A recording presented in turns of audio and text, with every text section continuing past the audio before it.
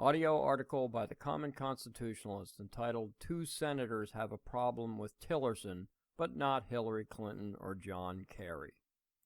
So far, Donald Trump's picks for various cabinet positions have not gone swimmingly. Both Attorney General nominee Jeff Sessions and Secretary of State Rex Tillerson have been grilled thus far. Now, we would expect Democrats to make a fuss, despite their inability to really affect the outcome of any of the confirmations. Heck, New Jersey Senator Cory Booker, Democrat hack and race hustler, even made history by attempting to dress down a fellow senator, Jeff Sessions.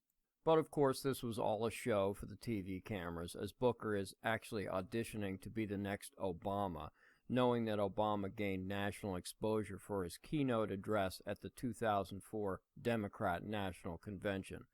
Obama was a nobody prior to that. After his performance, Booker is still a nobody.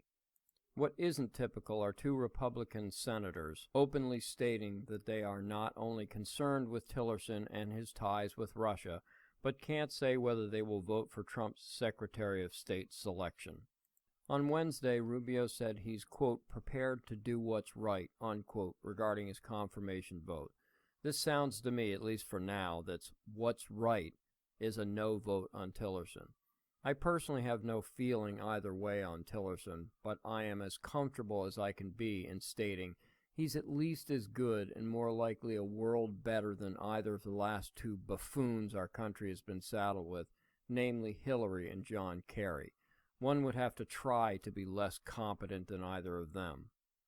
Yet it's interesting that John McCain had little issue with either Hillary Clinton or John Kerry. He voted to confirm both. Likewise, Rubio appeared to be comfortable with Kerry, as he also voted yes. Marco was not a senator at the time of Clinton's confirmation, but in my opinion, he would have voted to also confirm Clinton. Both Hillary and John Kerry sailed through confirmation with virtually no opposition. Clinton was confirmed 94-2.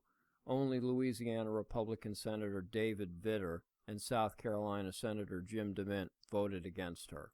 The Senate confirmed Kerry 94-3 with only Texas Republican Senator Ted Cruz, Texas Republican Senator John Cornyn, and Oklahoma Senator Jim Inhofe voting against him. During Wednesday's hearing, Rubio took the opportunity to grill Tillerson about his ties to Russia. Rubio asked whether Tillerson was prepared to classify Russia's involvement in Aleppo as war crimes. Tillerson said that there is, quote, a body of record in the public domain, unquote, that everyone is privy to, but there is also a, quote, body of record in the classified domain, unquote, which he hasn't been able to examine. Until he was able to do so, Tillerson said he would have to hold his judgment. Rubio snapped back as if everything we need to know is already out there in the public domain, exclaiming that, quote, the videos and pictures are there, unquote.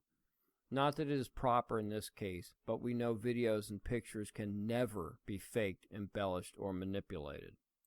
Juxtapose that fiery exchange with one between the other Tillerson skeptic, John McCain. The Washington Post reported that during Secretary of State John Kerry's 2000 Senate confirmation hearing, quote, he was pressed by Senator John McCain, Republican of Arizona, about getting more directly involved in helping the Syrian rebels, unquote. Kerry's simple answer was that, quote, he needs to understand the situation better, unquote. Now, is this not virtually the same answer that Tillerson gave, that he needs to understand the situation fully? Yet when the erudite John Kerry said it, this was evidently good enough for McCain, and I suppose good enough for Marco. Thank you for listening.